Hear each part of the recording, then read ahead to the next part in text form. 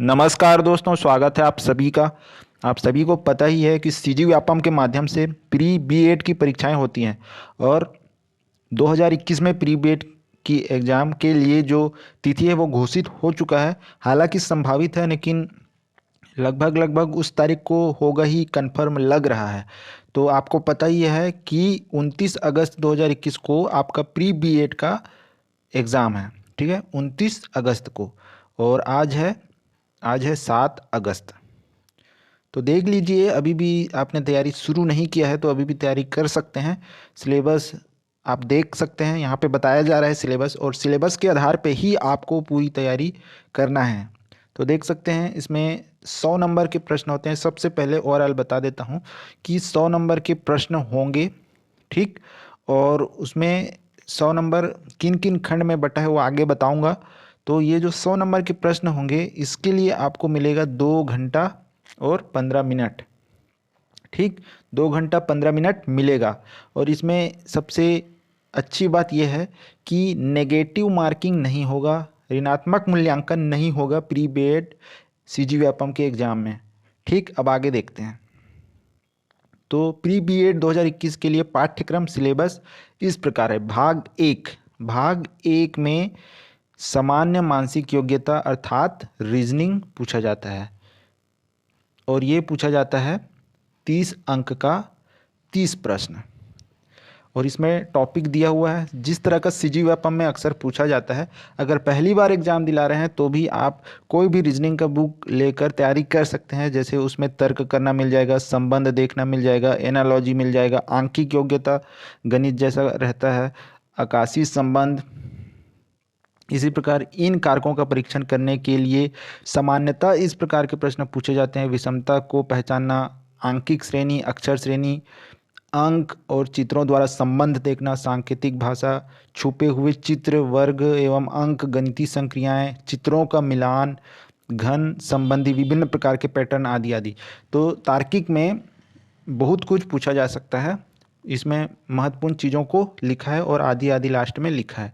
तो सीधा सीधा एक रीजनिंग का पुस्तक अर्थात सामान्य मानसिक योग्यता का पुस्तक लेकर वहाँ से तैयारी कर सकते हैं, क्योंकि यहाँ से सबसे अधिक प्रश्न 30 अंक के 30 प्रश्न आते हैं। सभी प्रश्न को अटेम्प्ट करना जरूरी है और करना चाहिए, क्योंकि माइनस मार्किंग यहाँ पे नहीं है। आपको ये ध्यान रखना है। तो सभी प्रश्नों को अटेम्प्ट करना है, अर्थात कि हल करना है, गोला भर के आना है। आपको पता ही है कि OMR सीट मिलता है, 4 गोले होते हैं। जो आपको सही लगता है ABCD में से, उसको आपको भर देना पड़ता है। आगे हम देखते हैं भाग दो में आप देखेंगे कि यहाँ पे सामान्य ज्ञान अर्थात जनरल नॉलेज के प्रश्न आते हैं। 20 अंक के 20 प्रश्न पूछे जाते हैं, और इस प्रश्न पत्र में निम्नांकित विषय रहेंगे। केवल भूगोल एवं सामान्य विज्ञान विषय को छोड़कर शेष अन्य सभी विषय भारत एवं छत्तीसगढ़ तक सीमित रहेंगे। ये महत्वपूर्ण चीज़ लिखा है। भूगोल को छोड़ दो और सामान्य विज्ञान को छोड़ दो, और बाकी जो भी टॉपिक है अभी नीचे, वो सब क्या है, भारत एवं छत्तीसगढ़ तक सीमित रहेंगे। अर्थात भूगोल में आपका विश्व का भी आ सकता है, और सामान्य विज्ञान तो विश्वव्यापी है ही।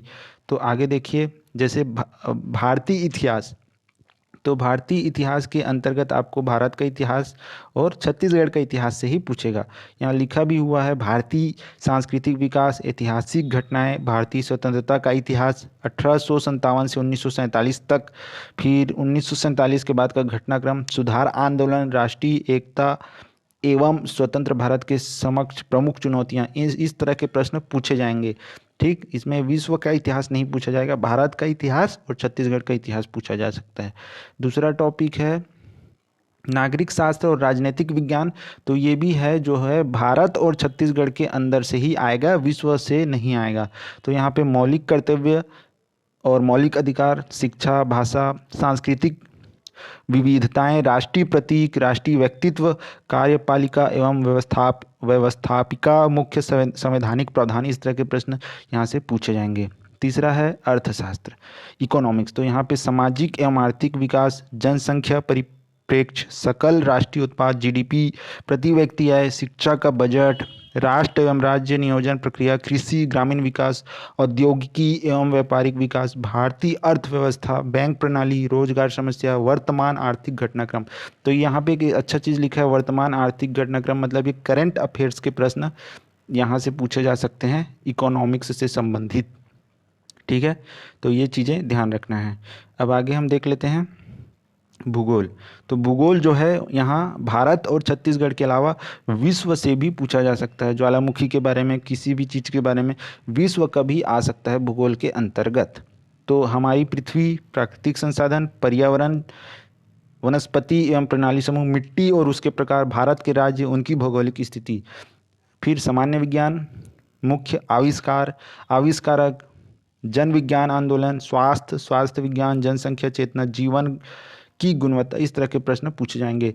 10वीं तक तो सभी विज्ञान पढ़ते ही हैं, तो वहाँ उसी स्तर का यहाँ पूछा जाएगा। उसके बाद छठवां टॉपिक है खेल शिक्षा, योग शिक्षा, मूल्य शिक्षा। तो यहाँ से प्रश्न आएंगे और भारत के विभिन्न शिक्षा से संबंधित आयोग व शिक्षा नीतियों की समीक्षा, औपचारिकेतर शिक्षा, पूर्ण साक्षरता, विभिन्न नवाचार, प्रोजेक्ट और शिक्षा में प्रयोग, शिक्षा का सबके लिए शिक्षा।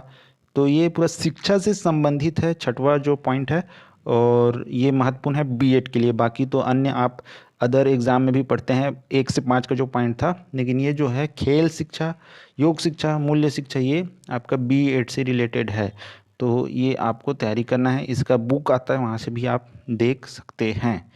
अब आगे हम देखते हैं भाग 3।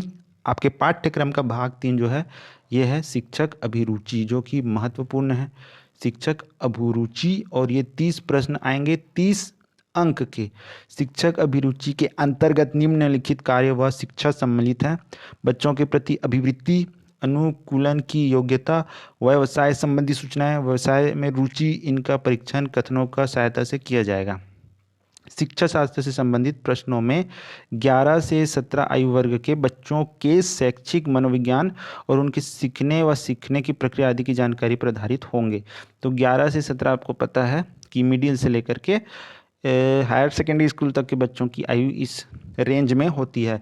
तो उनकी मानसिकता के आधार पर, मनोविज्ञान और उनके सीखने और सिखाने की प्रक्रिया के आधार पर प्रश्न शिक्षक अभिरुचि भाग से पूछे जाएंगे 30 प्रश्न। तो ये इसके लिए आप बुक आता है मार्केट में, वहाँ से पूरी तैयारी आप कर सकते हैं दोस्तों।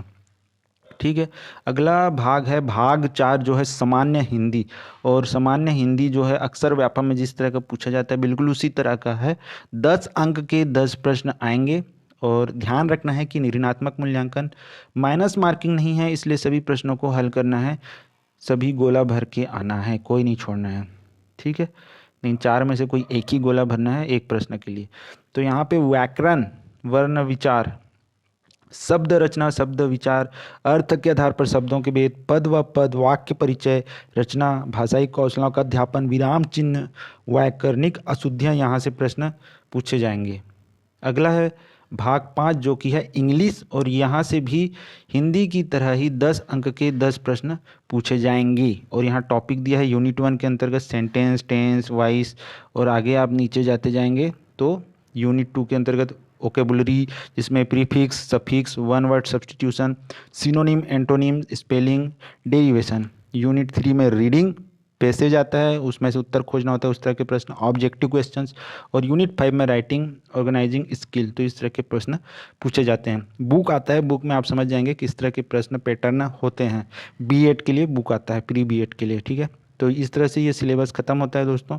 इससे संबंधित इंग्लिश या फिर हिंदी, सामान्य ज्ञान वगैरह जो कि प्री बीएड से संबंधित है उसके वीडियो भी आएंगे। तो चैनल को लाल कलर का सब्सक्राइब बटन दबाकर सब्सक्राइब कीजिए, बेल आइकन को दबाकर नोटिफिकेशन ऑन रखिए ताकि अन्य वीडियो की जानकारी मिल सके, और वीडियो को शेयर कर दीजिए, कमेंट बॉक्स में लिख दीजिए।